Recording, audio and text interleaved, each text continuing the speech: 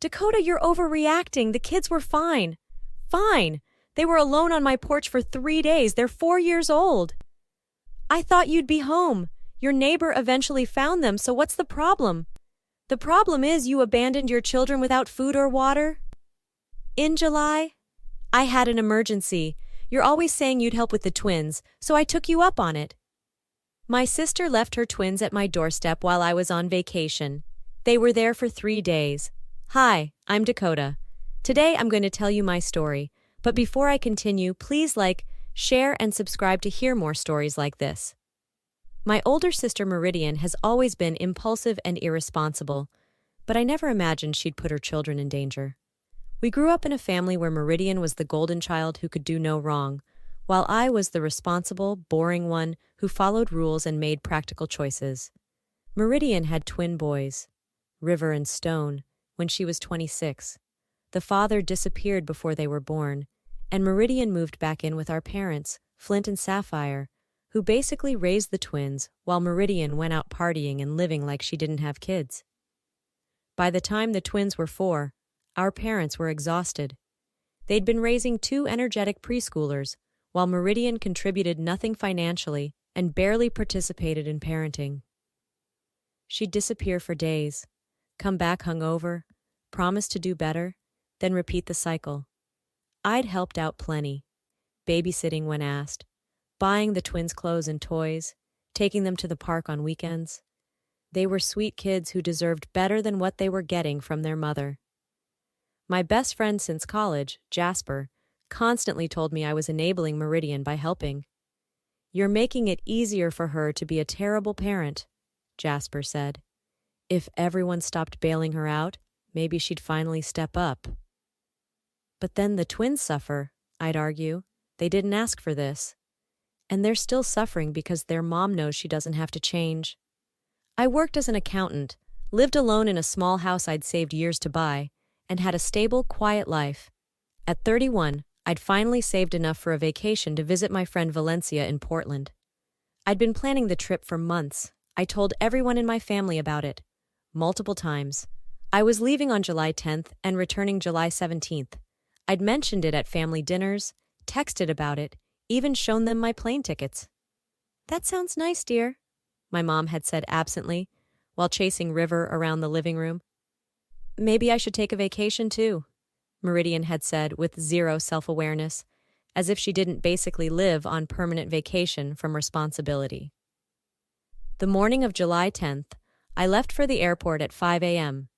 My neighbor, Larkin, who was an older woman who lived across the street, waved goodbye and promised to keep an eye on my house while I was gone. "Have a wonderful trip," she called. I spent a glorious week in Portland with Valencia. We hiked, visited bookstores, ate amazing food, and I completely disconnected from my phone, except to post a few vacation photos. I was relaxed, happy, enjoying the first real break I'd taken in years. I landed back home on the evening of July 17th, exhausted but content. Jasper picked me up from the airport since I'd left my car at home to save on parking. "How was it?" Jasper asked. "Amazing. I needed that so badly." We pulled up to my house around 9 p.m. It was dark, quiet. Then my headlights caught something on my front porch. 2 small figures, huddled together, wrapped in a blanket. "What is that?" Jasper said, squinting. My heart dropped. Oh my God. I jumped out of the car and ran to the porch. River and Stone were sitting there, filthy, crying weakly, surrounded by empty juice boxes and cracker wrappers. They looked dehydrated, sunburned, exhausted.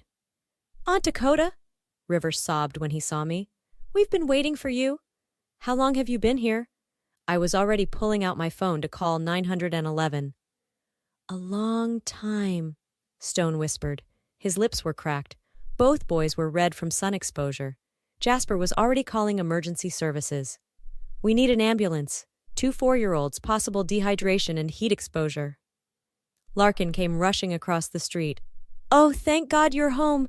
I found them this morning and called the police." "This morning? When did they get here?" "I don't know. I only noticed them today when I heard crying." The ambulance arrived within minutes. The paramedics, Cove and Bryn, immediately started assessing the twins. IVs for dehydration, checking vital signs, taking temperatures. These boys have been outside for a while, Cove said grimly. Severe dehydration, second-degree sunburns. They're lucky they're alive. Who left them here? Bryn asked. My sister, apparently. I was shaking with rage and shock. I've been out of town for a week. I don't understand why she'd… My phone rang. Meridian. I answered, my voice deadly calm. Where are you? Dakota, finally. Can you bring the twins back now? I'm ready to get them. Ready to get them? Ready to get them? Yeah, I texted you 3 days ago that I was dropping them off for a quick visit. Emergency came up, but I'm back now, so… You left them on my porch for 3 days while I was on vacation. Silence. Then, what? No, I dropped them off this morning. Meridian, I've been in Portland for a week. The boys have been on my porch for 3 days. They're being taken to the hospital right now for severe dehydration. More silence. Then her voice smaller. You were supposed to be home. I told you I was on vacation. Multiple times. You left your children outside with no food or water in July. I thought you changed your plans. You're always talking about trips but never actually going. That's your excuse? The police are here, Meridian. You abandoned your children. This is neglect. This is a crime. I hung up. A police officer, Officer Thorne, approached me. I'm going to need a full statement. Your neighbor called us this morning when she discovered the children. We've been trying to locate the mother all day. Her name is Meridian. She's my sister. I can give you her contact information. The twins were transported to the hospital. I rode with them in the ambulance, holding their small hands, trying not to cry as they kept apologizing for being bad and not staying quiet like Mommy told them. At the hospital, the ER doctor, Dr. Wild, examined them thoroughly. These boys were outside for approximately 72 hours based on their dehydration levels and sunburn severity. Did they have any food or water? There were empty juice boxes and cracker wrappers on the porch, I explained. I don't know if my sister left those or if they found them in my garage somehow. That small amount wouldn't have been nearly enough. They're severely malnourished and dehydrated. A few more hours, and we'd be looking at organ failure, possibly death. The weight of that hit me. My sister's carelessness had almost killed her children. Child Protective Services was called immediately. The caseworker, a man named Sterling, arrived within an hour. I need to understand the situation, Sterling said, taking notes. The mother dropped these children on your doorstep without confirming you were home? I was on vacation in Portland. I'd told her weeks ago, multiple times. She claims she forgot or thought I'd changed plans. And she left them with what supplies? None that I could see except maybe a few juice boxes and crackers. No way to get inside the house. No phone, no note even. How old are these children? 4 years old. Sterling's expression hardened. This is severe neglect and child endangerment. The children could have died. Meridian showed up at the hospital around midnight, dressed for a night out, reeking of alcohol. She tried to march into the twins' room, but Sterling and Officer Thorne stopped her. You can't see them right now, Sterling said firmly. They're my kids. Your kids that you abandoned for 3 days. Kids who almost died from dehydration. You're not going anywhere near them. This is Dakota's fault. She was supposed to be home. I was on vacation. I stepped forward. I told you weeks ago. I showed you my plane tickets. You're always making plans you don't follow through on. How was I supposed to know this time was different? Maybe by listening, or calling, or I don't know, not leaving your children on a porch without checking if anyone is home? Officer Thorne separated us. Miss Meridian, you need to come with me. You're being charged with 2 counts of child endangerment and abandonment? Are you kidding me? They're fine. Meridian was arrested that night. The twins stayed in the hospital for 3 days, recovering from dehydration and being treated for their severe sunburns.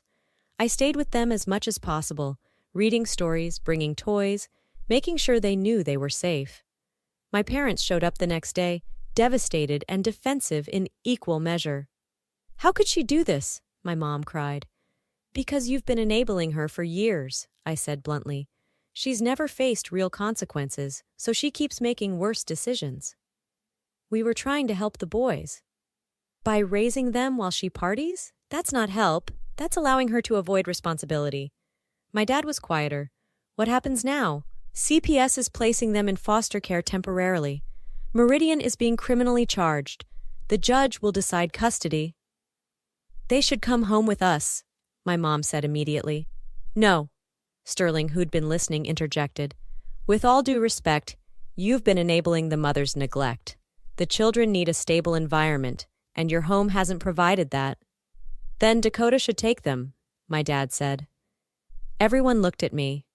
I looked at River and Stone, sleeping peacefully in their hospital beds for the first time in days. I'll do it, I said. If the court approves, I'll take them. The legal process was complicated. Meridian fought the charges, claiming it was a misunderstanding, that I'd promised to watch the kids and then left town without telling her. But her story fell apart quickly. I had text messages showing I'd told her about my trip. My plane tickets were dated. Valencia and dozens of social media posts confirmed I'd been in Portland. Larkin testified that she'd found the boys on the morning of July 13th, meaning they'd been there since at least July 10th. The prosecutor, a woman named Jovi, was aggressive. You left 2 4-year-old children outside for 3 days. They had minimal food and water. Temperatures reached 95 degrees. They could have died. Meridian tried the sympathy angle. I'm a struggling single mother. I made a mistake. I thought my sister was home. You didn't verify that before leaving your children? I was in a hurry. An emergency came up. What emergency? Meridian hesitated. Turns out, the emergency was a weekend trip to Vegas with friends. Her social media, which she'd forgotten to make private, showed her partying at clubs and pools, while her children were dying of dehydration on my porch. The evidence destroyed any remaining sympathy. The judge, Judge Hawthorne, was harsh. You left your children in life-threatening conditions to go party in Las Vegas. This isn't neglect, it's endangerment with complete disregard for their well-being. I'm terminating your parental rights temporarily and placing the children with their aunt pending a full custody evaluation. Meridian lost custody. I became the twins' temporary guardian, which turned into permanent guardianship 6 months later, when Meridian failed to complete any of the required parenting classes or rehabilitation programs. She blamed me for stealing her kids. She told family members I'd orchestrated everything to take the twins away from her. Some relatives believed her, accusing me of being vindictive. But most people saw the truth. The medical records, the police reports, the photos of the twins' condition when they were found. The evidence was overwhelming. My parents struggled with accepting their role in enabling Meridian. My mom wanted to blame everyone but Meridian. My dad eventually admitted they'd failed by never making Meridian face consequences. We thought we were helping, he said during one difficult conversation. We didn't want the boys to suffer because of her mistakes. But they did suffer, I said. They almost died. Enabling her didn't protect them. It just delayed the inevitable crisis. Raising the twins wasn't easy. They had trauma from the abandonment, nightmares about being left alone, anxiety when I left the house. We did therapy with a child psychologist named Dr. Ember, who specialized in trauma. These boys experience significant abandonment trauma, Dr. Ember explained. They need consistency, reassurance, and time to understand they're safe now. It took months, but slowly River and Stone began to heal. They thrived with routine, with knowing meals would come regularly, with having a parent who showed up. They started preschool, made friends, laughed more.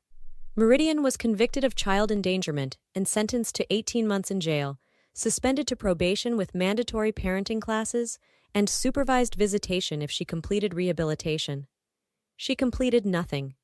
She violated probation multiple times, eventually serving 8 months in jail. When she was released, she didn't even try to see the twins. She'd moved on, dating someone new, apparently starting over without the burden of children. The twins are 7 now. They call me Mom, though they remember Meridian and sometimes ask about her. I'm honest in age-appropriate ways.